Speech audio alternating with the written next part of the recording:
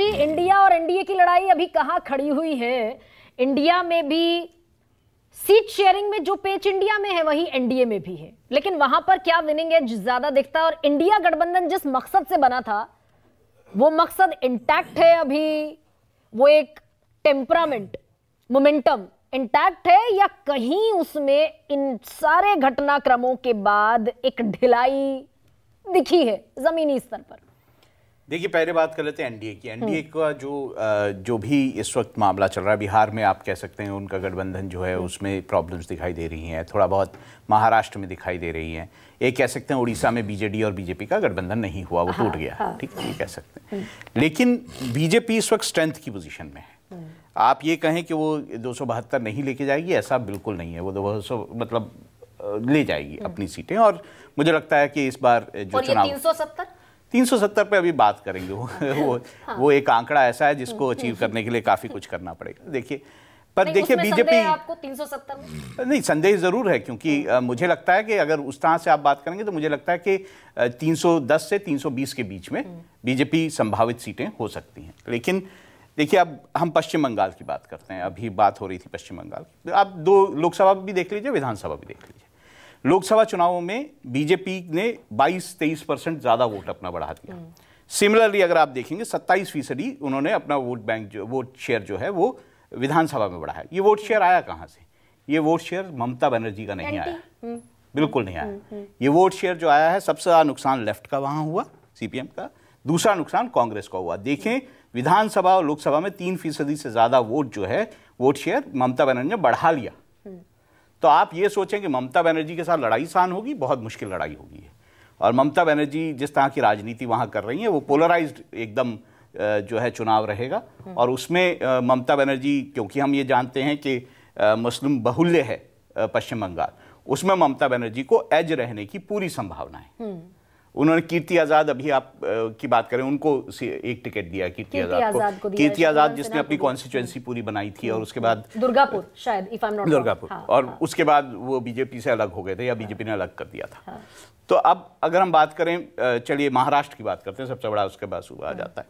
महाराष्ट्र में अगर उद्धव ठाकरे, हम उनको राइट ऑफ कर सकते हैं। सबसे बड़ा अगर किसी का स्टेक है तो वो उद्धव ठाकरे का है। जो सीट शेयरिंग की बात भी हो रही है, उसमें भी 20 सीटें जो है उद्धव ठाकरे को देने की बात है। उसके बाद कांग्रेस आती है। कांग्रेस का अपना आधार कितना महाराष्ट्र में बचा है, ये भी देखने की बात है, लोकसभा में खास तौर से। तो मुझे लगता है कि देखिए, ये लड़ाई जो है, राहुल जी, महाराष्ट्र की ही अगर मैं तस्वीर आपसे समझूं तो महाराष्ट्र में उद्धव ठाकरे की जो 18 सीटें पिछली दफा जीती, क्या उन पर भी संकट है? क्योंकि आदि शिवसेना टूटकर इधर चली गई। और ठीक यही एनसीपी, जो इंडिया का एक और कॉन्स्टिट्यूएंट है, ठीक यही स्थिति उसके साथ भी है कि भाई शरद पवार के साथ जाएगा। वो जो एनसीपी वोट है वो शरद पवार के साथ खड़ा होगा या अजीत पवार के साथ खड़ा होगा। शिवसेना का वोट उद्धव ठाकरे के साथ जाएगा या एकनाथ शिंदे के साथ जाएगा। देखिए, जनता तय करेगी कि असली जो है शिवसेना कौन सी है।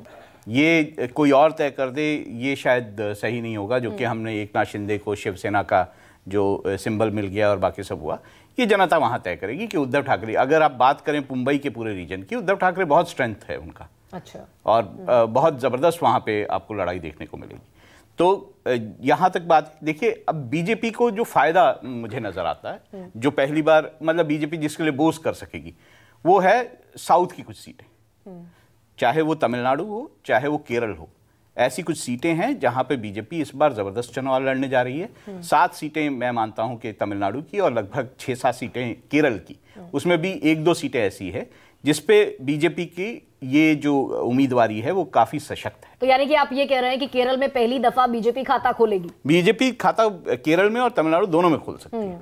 इस तरह की जो कौन सी सीट होंगी वो आप शायद तिरुवनंतपुरम का नाम लेंगे। तिरुवनंतपुरम में देखिए अच्छा खासा होगा। अगर आप तिरुवनंतपुरम की बात करेंगे तो वो राजगोपाल ने जो चुनाव लड़ा था पहले 2014 में, उसमें उनको लगभग 33% के आसपास वोट मिले। लेकिन शशि थरूर कह रहे थे कि इतना वोट परसेंटेज तो वो पिछले 2 लोकसभा चुनाव से लेकर आ रहे हैं। देखिए, शशि थरूर जो कह रहे हैं, वो अपनी सीट को भी उनको काफी संशय है कि वहां पे क्या होगा। अब हम अगर बात कर लेते हैं केरल की, त्रिचूर की सीट है, या 1-2 और सीटें मैं गिना सकता हूँ, वहां पे बीजेपी का अच्छा खासा होल्ड, और उसका कारण भी है। अगर तमिलनाडु की भी सीटें बात करेंगे हम, जैसे मीनाक्षी टेम्पल की सीट है, या फिर रामनाथपुरम की सीट है, या जो है कन्याकुमारी की सीटें हैं। ये सीटें ऐसी हैं जिसपे बीजेपी का वोट परसेंटेज पहले ठीक ठाक रहा है, 20%, कई बार 15%, कई बार इस तरह 30%, इस तरह से रहा है।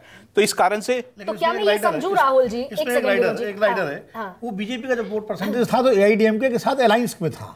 अभी अलायंस नहीं है। तो राहुल जी, क्या मैं ये समझूं कि ये दक्षिण की बेल्ट से जो 29 सीटें बीजेपी के पास है, इनमें और सीटें एड ऑन होंगी इस दफा दक्षिण की बेल्ट? मैं ये नहीं मानता। मैं ये मानता हूं कि मैंने इसीलिए ये नहीं कहा कि दक्षिण में उनकी ज्यादा सीटें हो जाएंगी।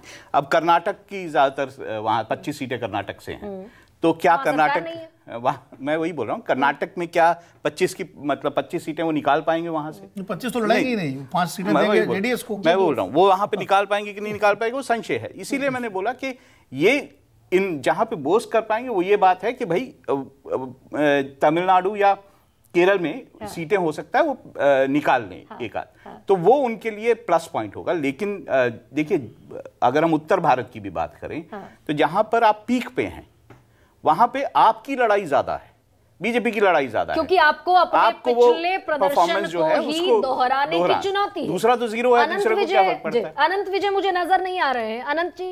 अनंत जी अगर आप हैं, अनंत विजय हैं हमारे साथ?